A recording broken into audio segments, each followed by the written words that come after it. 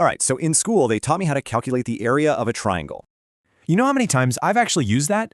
Exactly 0. But the one rule that decides if you feel rich or broke? Yeah, they kind of skipped that class.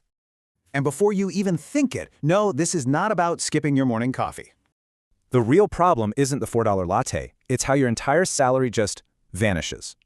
So let's get into the uncomfortable truth. It's not really about earning too little.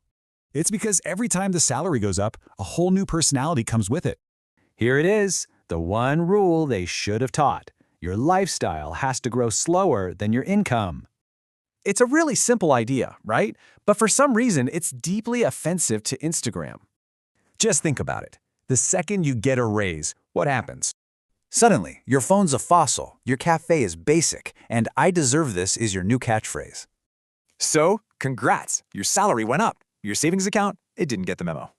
This little monster has a name. It's called lifestyle inflation. It's when your spending just overtakes your earning.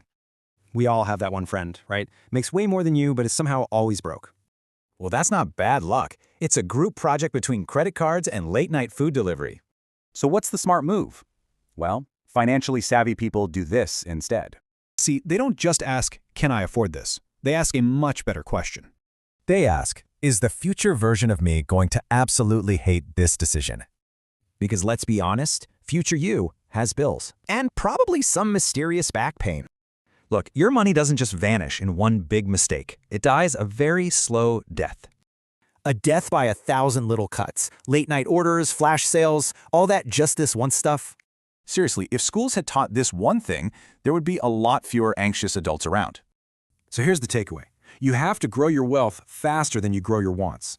Because at the end of the day, your salary matters, sure, but your habits decide if you're actually rich.